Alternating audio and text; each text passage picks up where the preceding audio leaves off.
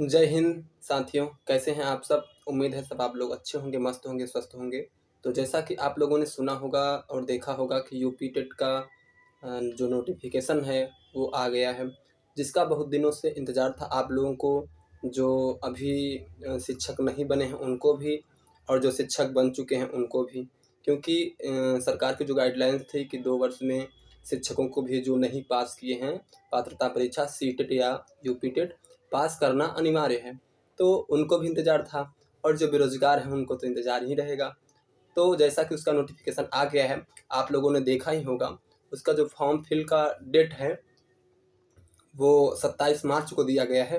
तो इन सब बारे में हम लोग चर्चा करेंगे। उससे चर्चा करने से पहले अगर आप वीडियो में नए हैं तो वीडियो को लाइक करें, और चैनल पे अगर सब्सक्राइब नहीं किए हैं तो उसको सब्सक्राइब कर लीजिए। और फिर हम लोग उसको विस्तृत से जानेंगे, कैसे क्या पढ़ना है, किस तरीके से पैटर्न है उसका, सीटेट से कैसे अलग है या सेम ही है। तो इन सब के बारे में हम लोग चर्चा करेंगे। उससे पहले आप सब्सक्राइब कर लीजिए, और चैनल पे नए हैं तो उसको बेल आइकन ज़रूर दबा लीजिए, ताकि जो भी वीडियो बनाऊँ वो नोटिफिकेशन आप तक पहुँचता रहे। तो आइए चर्चा करते हैं। देखिए, उसका जो नोटिफिकेशन आया है ना, वो बहुत दिनों से इंतज़ार था। उसका नोटिफिकेशन 27 मार्च से उसका फॉर्म फिल का डेट बताया गया है, और ये चलेगा 26 अप्रैल तक। अर्थात आप समझ सकते हैं कि 1 महीने तक चलेगा। लेकिन आप 1 महीने का वेट मत करिएगा। 1 महीने का वेट करने से का मतलब ये है कि आप लास्ट दिन, कभी-कभी होता है कि कोई लास्ट दिन या मतलब काफ़ी दिन बीत जाता है, 2-3 दिन बचता है, तब उसको फॉर्म को भरता है। नहीं तो ऐसा नहीं कीजिएगा, क्योंकि साइट स्लो हो जाती है, लोड ज़्यादा रहेगा, और बच्चे भी ज़्यादा हैं, क्योंकि लोड तभी ज़्यादा होगा। अब 20 से 25 लाख लोग से जब सीटेट में 35 लाख भरते हैं, तो इसमें भी पर 20-25 लाख मान के चलिए।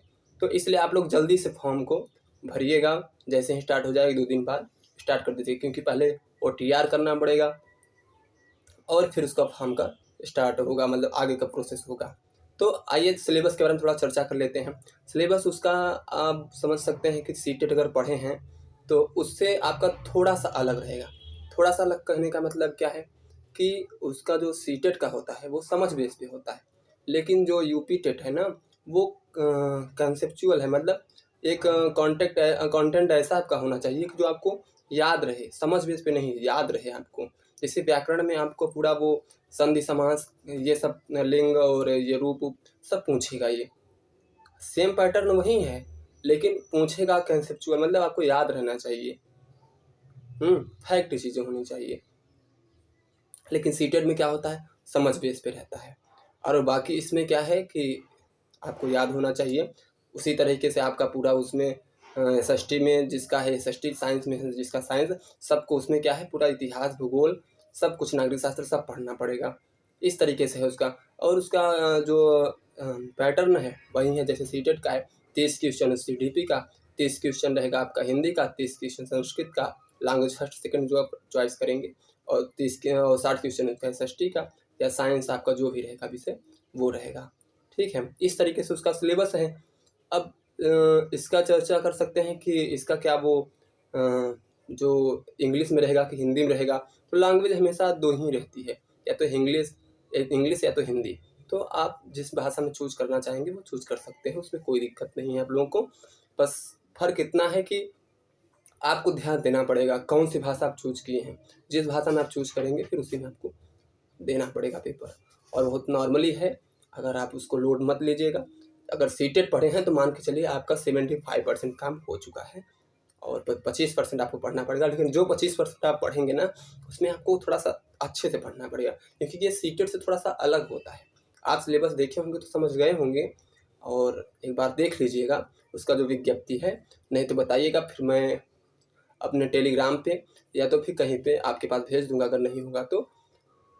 इस तरीके से इसका सिलेबस है। और इसका जो ऑनलाइन का पेमेंट है वो आप क्यूआर कोड किसी भी एसबीआई के माध्यम से कर सकते हैं। क्यूआर कोड के माध्यम से आराम से हो जाएगा, कोई दिक्कत नहीं। हाँ, फॉर्म भरने से पहले आपको ओटीआर करना पड़ेगा, ये नया नियम है इसका। नियम इसका क्या है, इससे पहले इसमें तो नहीं था, लेकिन हर में अब स्टार्ट हो गया है। जैसे बीपीएससी भी कर दी है, और ये यूपीएससी तो कहीं भी है, मतलब लोक सेवा आयोग जो करता है वो तो किया ही है। हर एग्जामों में अब ओटीआर पहले होना है, तो ओटीआर होगा, उसके बाद फॉर्म का प्रोसेस आगे बढ़ेगा। फिर अगर हम कहें तो इसका डेट क्या है पेपर का, ये भी तो आप लोगों को पहले ही कैलेंडर जारी हो गया था, विज्ञप्ति आने से पहले ही, वो पता ही होगा 2, 3, 4 ये 3 दिनों में आपका पेपर होना है जुलाई में। समय बहुत है, पर्याप्त है। आप लोग पढ़ेंगे तो 1 महीने में इसको कंप्लीट कर लेंगे, लेकिन 3 महीने अभी मार्च लगा है, मार्च को छोड़ दीजिए। अप्रैल, मई, जून, जुलाई 4 महीने, जुलाई नहीं 3, हाँ जुलाई में तो पेपर ही है। तो आप 3 महीने बहुत है, आराम से आप पढ़ेंगे। जो शिक्षक हैं वो भी, और जो नहीं शिक्षक हैं वो भी बनने के लिए पढ़ेंगे। थोड़ा सा इसमें एक और जानकारी है, और बस 2 मिनट आप लोग सुन लीजिएगा, क्योंकि वो बहुत महत्वपूर्ण जानकारी है।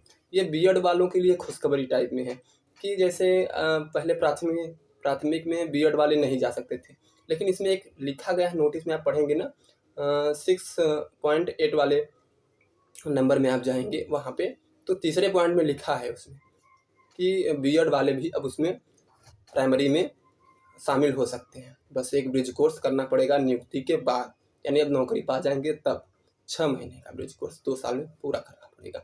2 साल के अंदर, मतलब जैसे फेल हो जाता है कोई, तो ये इसलिए उन्होंने कहा है। अब पता नहीं इसमें क्या वो लोग ठोस कदम उठाएंगे क्या नहीं, इसको तो फिर बाद में ही समझा जाएगा, लेकिन अभी जो विज्ञप्ति में लिखा गया है मैं उस चीज़ को बता रहा हूँ। तो आप लोग जैसे ही फॉर्म स्टार्ट हो तो उसको भरना स्टार्ट कर दीजिएगा। 2-3 दिन अपना डॉक्यूमेंट जो है उसको कंप्लीट कर लीजिए, अपने पास रख लीजिए, और ताकि आप लोग अच्छे से उसको भर पाएँ और समझ पाएँ। बस यही छोटी सी चीज़ थी। बहुत इसमें बड़ा बहुत ये नहीं कि आप लोग यूट्यूब पे सर्च करके पूरा वीडियो ही देखें सभी का, क्योंकि वीडियो बहुत सारी बन रही हैं। बस आप लोग एक बार देख लीजिए, उसका नोटिफिकेशन जान लीजिए, फॉर्म कैसे भरना है उसके बारे में भी देख लीजिए, और फिर जैसे ही फॉर्म स्टार्ट हो तो 1-2 दिन बाद अपना डॉक्यूमेंट इकट्ठा करके उसको भरिए। तो आज के लिए इतना ही।